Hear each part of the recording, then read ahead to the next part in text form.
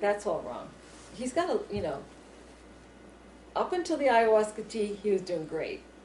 Yes, we're all holographic, but I can't comment too much on that. You've talked about reptilians masquerading as angels, putting on their angel costumes and putting on light being costumes. And that reptilians have engineered the near-death experiences to dupe humans, and that when spirit people die, they're actually propelled and dumped into the astral. Tell me about your take on the whole near-death and dying experience. I know that there are people who go into higher worlds. I can't talk to them. They're unavailable, but I have heard that they are, because I know I've asked about some of my loved ones, and they are in a place that's safe. They weren't grabbed and eaten. The people in the lower astral, I think, had problems in their lives, and for some reason the kids got in there too. I don't know how exactly why that happened. When they die, when I've reversed anybody talking about their near-death experience, even though it sounds wonderful in forward speech, it's all about rape, fright, abuse, being knocked around, being threatened, and then they reflect back your own spirituality. We all are very powerful and spiritual.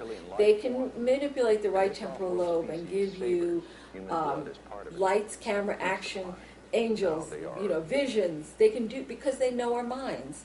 So they erase the abuse, then they give you this beautiful vision, and that's what you come back with, except in the reverse speech part of the mind. That's where you remember what really happened. Now, Alex Collier talks about the reptilians being master geneticists, and initially having engineered the human race to be a slave race, a mining race for them, and that part of our DNA was taken out, and the reptilian mind, which is the reptilian complex, the R complex in the brain, being inserted there. And do you think this is the way that they're able to know the human mind and manipulate it, or do you have another take on that? I think that's pretty much right. Tell me about the masquerading as angels and light beings. Why would they do that? And how do they do that? They will scan your mind to see what you relate to. If you have a vision of angels with wings and, feminine, blonde, or whatever, they'll appear like that. If you are looking for an Eastern guru with a long beard, they'll give you what they know you would relate to. In reality, so they're master manipulators. They're shapeshifters. Whatever you think or whatever you're looking for, that's what you'll get. So people who are channeling angels. I've never heard any channeling that was pure. And how about a human hearing audible voices or whispers? That would be an implant, definitely. Does a television medium like John Edward, who has a syndicated TV show, is he channeling people who have passed on to the safe spot, like some of your relatives? Or is he channeling reptilians who are pretending to be loved ones, or is he just a fake? Well, the mediums, and I haven't done John Edward much. I just do a little bit, but I've done other mediums, and they're channeling reptilians who, when I say channeling, what happens is, if you're the sitter, there'll be a reptilian scanning your mind to see who you want to talk to.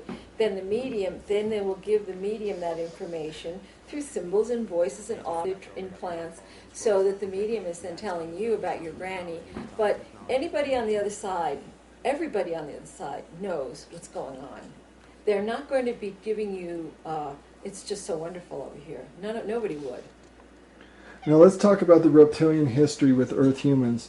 You say the reptilian race from Orion has been here for thousands of years and maybe longer, at first presenting themselves as the gods and then using their technology and genetic know-how to manipulate the human race for their own ends. That, it seems, involves using the human being as a food source, an energy source, a plaything, a slave, and a marketable item. So initially you say that, as well, you mentioned the reptilians are physical beings and do have physical bodies, but these, it appears, are kept in a storage place once they arrive here, while they encase themselves in a physical human form to operate behind the scenes. They have mastery over the fourth dimension, which for us is the world of dreams and astral travel. This is everything that we've been taught it's not. Right. Yeah.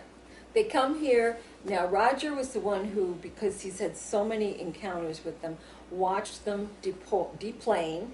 He watched them get off. He was taken astrally to, actually it was, I don't know if it was astral, but he said that he saw them coming in from the homeworld, that they would have on these sort of, almost like latex costume faces. And they would use these while they're in transport, I guess not to get anybody's attention. They have physical bodies, which they may keep on when they're underground or in these bases, because people have said they've seen reptilians.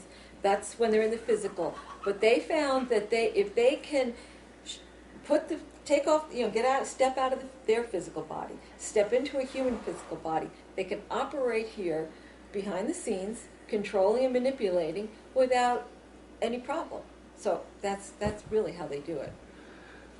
You said also that the reptilians found the planet in the Sirius system. Yes. What do you know about that? All I know is that I've heard this about 5 times, that there was an inhabited planet in the Sirius system, and there are Carians here who are also in this fight.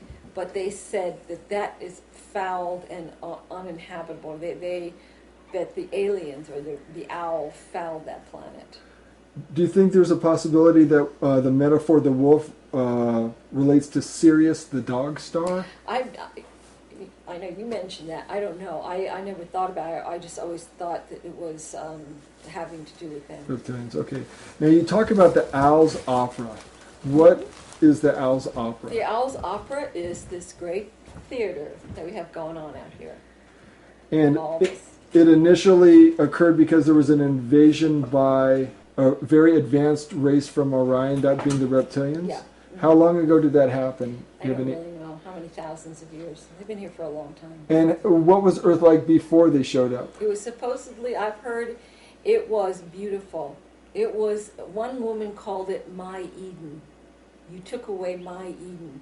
We, as a species, the human race, was evolving on this beautiful planet just wonderfully, but naive enough to when these gods came, so-called, and they wowed everybody with their technologies, and then they started this whole thing.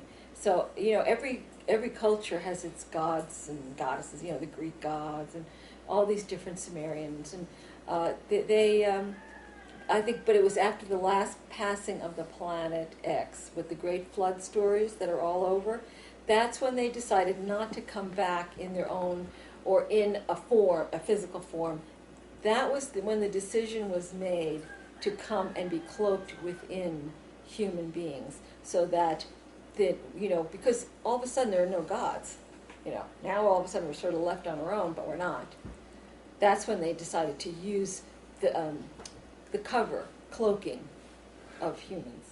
You say there were advanced reptilian geneticists that manipulated human DNA. Is that or am I confusing that with somebody else? I think that's probably true, but I don't know that. You haven't heard it in reverse speech. It's hard to get that kind of technical information.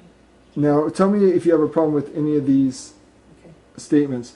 Reptilians mated with human women to create bloodline families.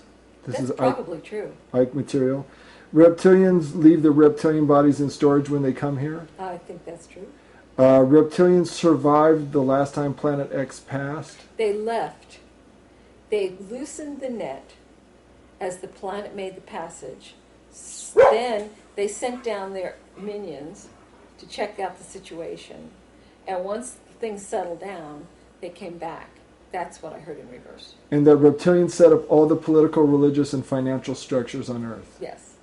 You said in your final posting on your website, there are those here who were brought down while trying to help and have been stuck in the reincarnational cycle. They have had their memories wiped and are just plugging along like most of the planet. I think the difference is that those from elsewhere are always trying to figure things out. They are not really comfortable here. They, all of you I would suspect, are on these types of websites reading voraciously different esoteric books, whether religious, metaphysical, UFO, paranormal, etc. There is the feeling that something is wrong, and they're always seeking answers. So how did the reptilians put up